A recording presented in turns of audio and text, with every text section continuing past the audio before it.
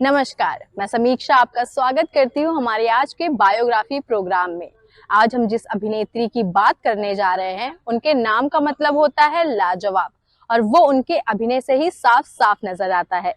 वो बचपन में खड़े होकर शीशे के सामने 4 तरह के मुंह बनाया करती थी और लोगों से कहती थी कि मैं सबको हंसाना चाहती हूँ। और उन्होंने तेलुगु फिल्म से अपने करियर की शुरुआत की थी। एक एक्टिंग के दौरान उन्होंने अमिताभ बच्चन को जोरदार थप्पड़ भी मार दिया था। बड़ा नादान है। जी हाँ, आपने सही पहचाना। आज हम बात करेंगे बॉलीवुड अभिनेत्री वाहिदा रहमान की। बेकरार करके हमें यूं न जाइए, आपको हमारी कसम लौट आई।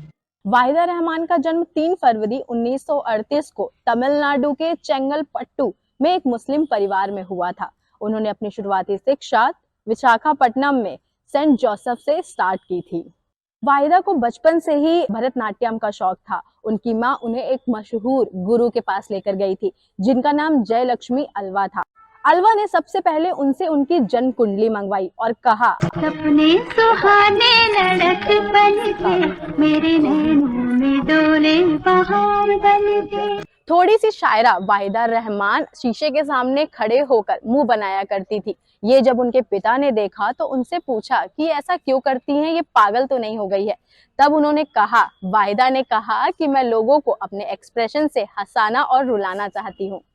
मौसम जवां साथी हंसी, उस पे नजर के इशारों का रंग। वाहिदा रहमान का फिल्मी सफर 1955 से शुरू हुआ था। उन्होंने अपनी पहली फिल्म जय सिम्हा की थी, लेकिन उन्हें हिंदी सिनेमा में सबसे पहला ब्रेक सीआईडी से मिला था। उन्होंने मशहूर गाना कहीं पे निगाहें और कहीं पे निशाना वो भी किया। कहीं पे निगाहें कहीं पे निशाना, कहीं पे निगाहें कहीं पे निशाना। सीआईडी की सफलता के बाद गुरुदत्त ने कई फिल्में जैसे 12 क्लॉक, फिल्म प्यासा, चौदहवीं का चांद, साहेब बीवी और गुलाम जैसी कई फिल्मों में वाहिदा रहमान को अभिनेत्री के तौर पे चुना। 1960 के दशक में वाहिदा रहमान ने कई फिल्मों में काम किया, जिनमें बात एक रात की और 20 साल बाद मुझे जीने दो, कोहरा, गाइड, तीसरी कसम, नीलकमल और खामोशी जैसी फिल्में शामिल थीं। फिल्मों में देवानंद के साथ वाहिदा रहमान की जोड़ी खूब हिट रही। दोनों ने हिंदी 5 सुपरहिट फिल्में दी। ये फिल्म है सीआईडी, 16वां साल, काला बाजार, बात एक रात की और गाइड। जो इजाजत हो तो एक बात कहूं, सुनो सुनो जाने मन, कहो जाने मन। सुनना। इसके अलावा दोनों ने 2 और फिल्में दी। ये थी रूप की रानी, चोरों का राजा और प्रेम पुजारी। वाहिदा रहमान की एक्टिंग उनके नाम की तरह लाजवाब थी। फिल्म गाइड की रोजी पौरुषहीन पति की बेड़ियों को तोड़कर राजू गाइड की जिंदगी में संगीत लाती है और गाती है। आज फिर जीने की तमन्ना है, आज फिर मरने का इरादा है। फिल्म साहेब बीवी और गुलाम में वाहिदा की चुलबुली अदाएं दर्शकों का मन मोह लेती हैं और वो भी उनकी तरह गुनगुनाने लगते हैं। भंवरा बड़ा नादान है, बगियन का मेहमान है। फिल्म 14वीं का चांद में पति को चाहने वाली समर्पित वाहिदा जैसी पत्नी किस युवा के मन में नहीं आई होगी। फिल्म 14वीं का चांद का हाय अल्लाह सुनकर किसके दिल में घंटियां नहीं बजी होंगी। तीसरी कसम की हीराबाई असामान्य पेशे में होने के बाद भी वाहिदा के सौंदर्य और भोले मीठे स्वर से और प्रिय लगने लगती हैं। प्यासा की गुलाबों वैसे हैं, पर उसकी प्रलोभित करती मुद्राएं भी मासूम और सहज लगती हैं। खामोशी की नस, राधा की छटपटाहट और खामोश आहें किसे नहीं रुला देती हैं। तुम पुकार लो, ये गीत सुनकर ही नारी के मन में राधा की पीड़ा सांस लेती है।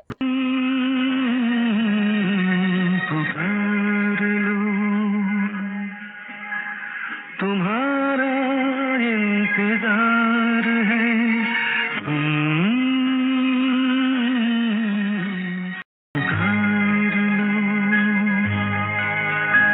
नीलकमल की नायिका आरोपों के बीच मर्यादाओं के भीतर बेगुनाही का सबूत ढूंढती रहती है। वाहिदा रहमान के साथ शूटिंग में धर्मेंद्र सहज नहीं रहते थे। वाहिदा से धर्मेंद्र ने कहा था कि आपके आसपास मैं नहीं रह पाता, मेरी जुबान बंद हो जाती है।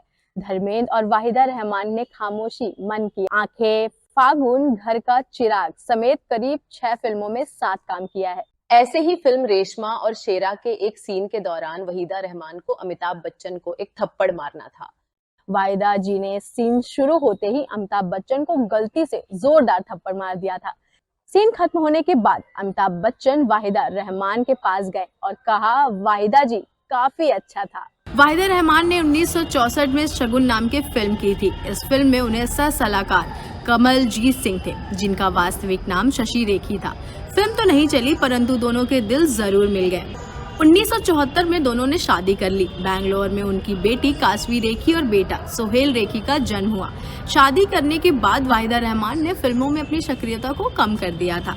इस दौरान उन्होंने फिल्म अदालत, कभी कभी, त्रिशूल, नमक हलाल, हिम्मत वाला, कूली, मसाल, अल्लाह रखा, चांदनी और लम्हे की।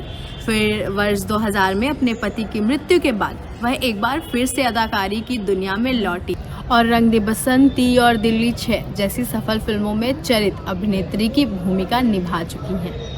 वाहिदा का मतलब होता है लाजवाब। ये कहना गलत नहीं होगा कि हिंदी सिनेमा की सदाबहार अभिनेत्री वाहिदा रहमान ने अपने नाम को सार्थक करते हुए अपने लाजवाब अभिनय से अभिनय के क्षेत्र में अपना एक अलग मुकाम हासिल किया है।